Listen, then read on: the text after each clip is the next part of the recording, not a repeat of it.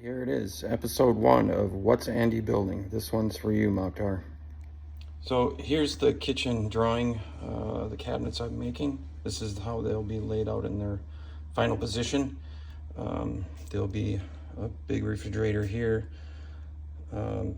This will be a 4-foot range, kitchen sink, farm style, and the dishwasher.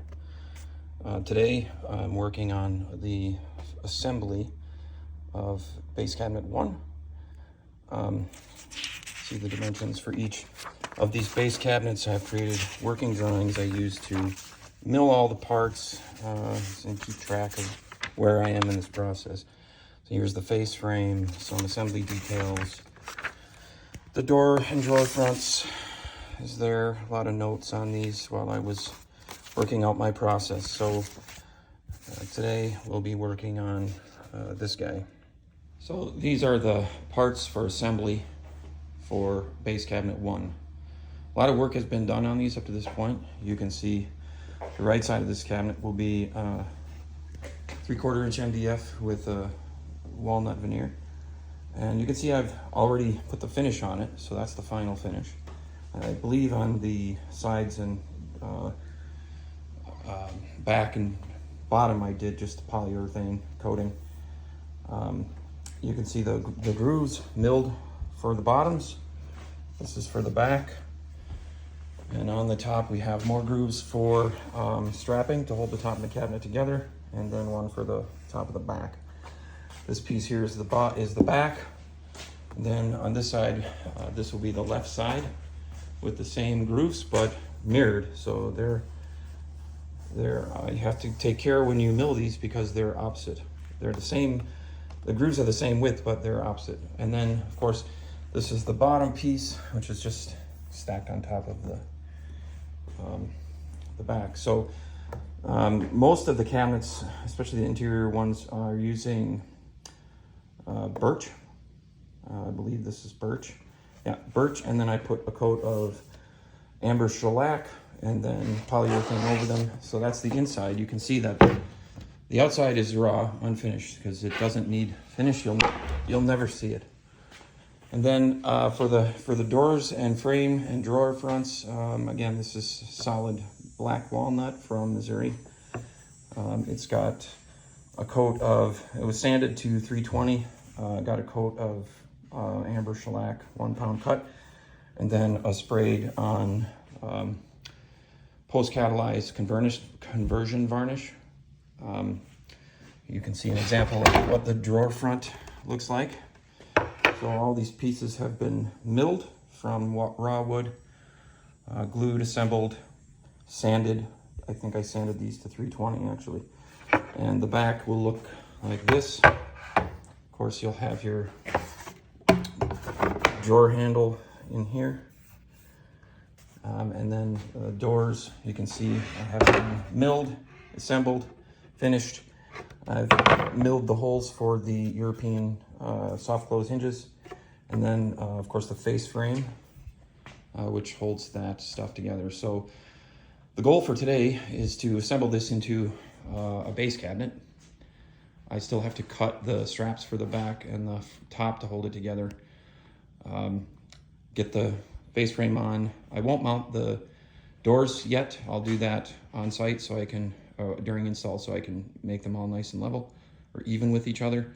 But I need to get it assembled in order to measure for cutting and assembling the drawer box.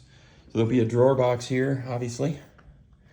And then in this cabinet, I'm gonna put 2 full sliders, one at the bottom, and then one in the middle. Actually, I haven't decided. I'm gonna do one for sure. So instead of shelves in my base cabinets, I'm gonna have full pull-out drawers. They'll be, maybe 3 inches high or something, but a lot easier to reach the back of the cabinet and keep things organized. I think largely what's going to go in this particular cabinet is gonna be dog supplies. This will probably be our landing cabinet when we come in from the garage, so I imagine this will end up being our junk drawer. So I may end up with just one drawer slider on that. But that's what this looks like after the parts have all been milled, assembled, and finished. Now I have to do more assembly to put it together into a box. That should be the easy part, and then building and installing the drawers will be a bit more of a challenge because the hinge system I'm using is fairly complex. So I'll be taking my time on that so that I know how to replicate that with the other cabinets. If you're wondering how I cut these parts out, most of the work is done on this machine called a table saw. It's a rather formidable machine, but quite possibly the most versatile woodworking tool one can have, assuming you're using power tools.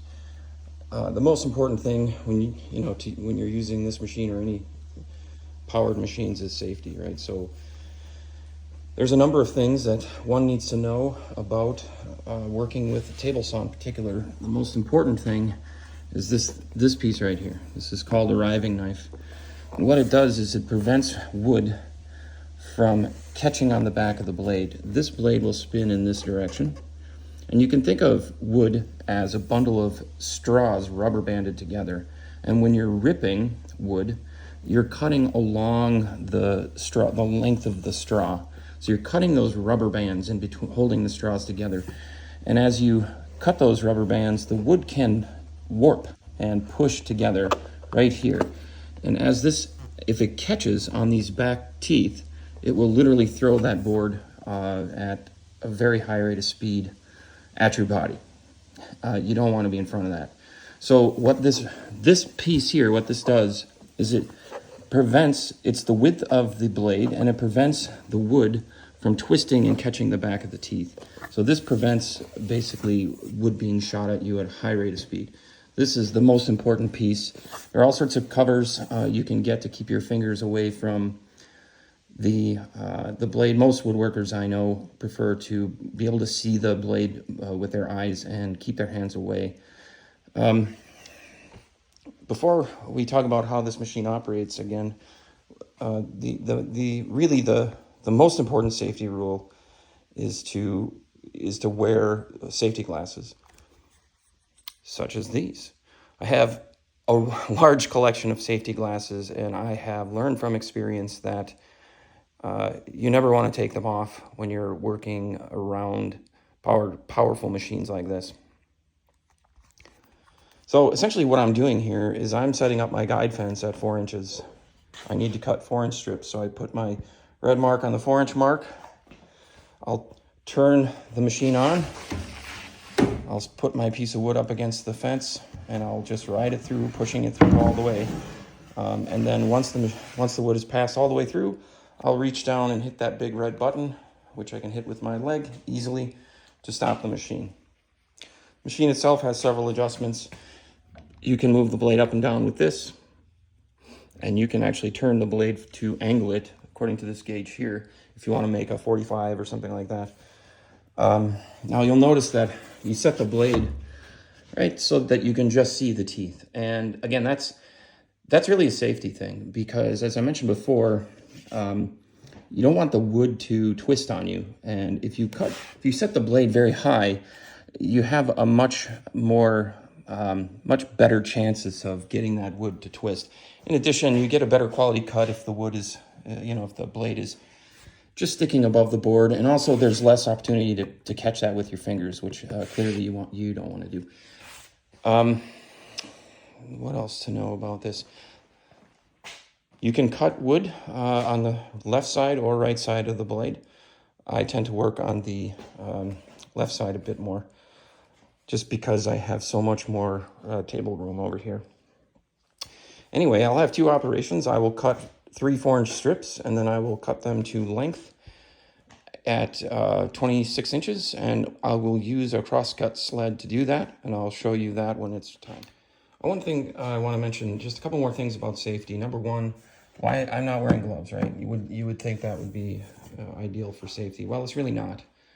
My opinion is that anytime your hands are going to come within a foot of something spinning, gloves are a potentially dangerous thing to have on, because first of all, they can catch, right? If you happen to get a little close, they can catch. Second of all, the glove will potentially keep you from feeling whatever's hitting your hand. So if I hit my hand just like that with a raw finger, my reaction will be very, very fast. If I have a glove, I won't feel it right away, and it'll allow me to get my finger further into that blade and probably lose it. So my general rule of thumb is tools that have large spinning things should not be wearing gloves. Of course, you don't want any sort of loose clothing or anything hanging from you that could somehow catch into the moving parts and pull you in. That would be really bad. The other thing is, for this particular tool, is where do you stand? So I could position myself right here and push the parts through, no problem. However, as I mentioned before, the number one thing to worry about with the table saw is that kickback, that board coming at me. So the safest way is to stand aside. So I put my body and put my hand on the fence. Now, as I push the piece through, I will keep my fingers on the outside of the fence, so I will have a reference of my hand. I will be touching this fence the entire way and just pushing it through with my hand. Now, as long as I don't take my hand off this fence, it's safe. But I won't be pushing, I won't be putting my hand anywhere in here like this. I will be having it on the fence and keeping my thumb far away from the blade as I can. That's what I wanted to talk about with the safety. So I have these 3 pieces cut to 4 inches in width, but I need them to be 26 inches long, and they're way longer than that. So how am I going to get them shorter? Well, there's a lot of ways to do it. Handsaw, circular saw, jigsaw. I could use a crosscut saw like I have here, which isn't set up. I tend not to use that one because I want a little more accuracy. That saw there is really nice. It's great for construction projects, super fast. But when you're making cabinetry, anything you want to have a good tolerance, you want to avoid those machines and do something a little different. What I have here is a shop-made jig or a tool. It's called a crosscut sled. And it's specifically made to cut against the grain and to cut pieces to length. And the boards I can cut in here have to fit into this box. So, there is some limitation. I can't cut super wide boards on it. But generally speaking, for boards that are wider like that, I will use a different approach. I'll rough cut using a circular saw or something like that. So what is this thing? You can see it's a box, open box. And on the bottom, it has 2 metal runners. And they're screwed to the bottom. And they fit in here. So they ride along the table saw. And there's a slot cut down the middle. That's where the blade goes. So what you do is you take this thing and you put it so that it rides on those, fits in the slots, just like that. And you can push it through. Now, as I raise the blade, you can see I need to go a little higher until I can get through there. But the riving knife, everything fits right through here, and I can push this all the way through. A couple of things you're going to note on this. These 2 blocks and this block, what are they for? Well, they're not structural. They're safety devices. They keep me from putting my hands on the blade or anywhere near the blade, especially this guy here.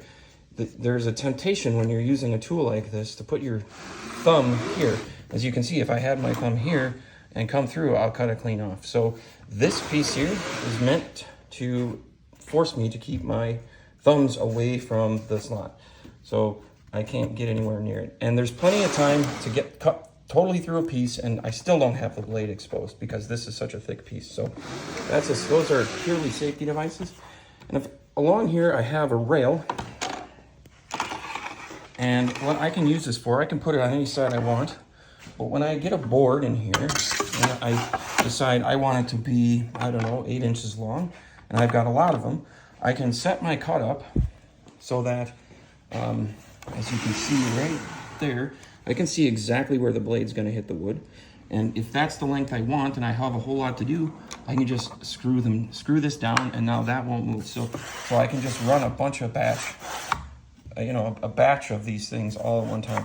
And that's really key to this kind of woodworking, especially cabinetry, where you tend to make a lot of parts the same size. You want to have a repeatable setup so that everything that you do will, in that batch, will be exactly the same. That's how you get things nice and square and straight and so on. So I'm going to use this crosscut sled to cut these pieces down to 26 inches. I'm showing you this because it's such an important jig, especially in cabinet making, to get things accurate, especially the shorter pieces, all the frame pieces, door pieces, drawer front pieces, everything. This is really kind of an important tool. So I spent a fair bit of time making this crosscut sled last year. There are, I mean, many different variations and sizes of this. This was the particular style I like to build. And I'm going to check it for square, because if it's square to the blade, then all of the pieces I cut will be square. And I don't have to worry about checking that every time. So that's it for the crosscut sled.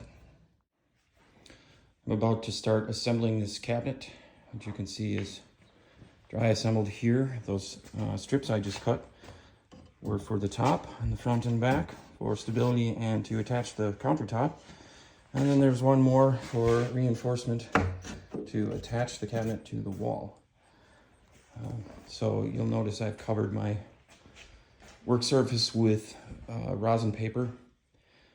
I don't have a dedicated assembly table, so my expensive table saw doubles as an assembly table. Therefore, I want to protect the surface from glue and mishaps.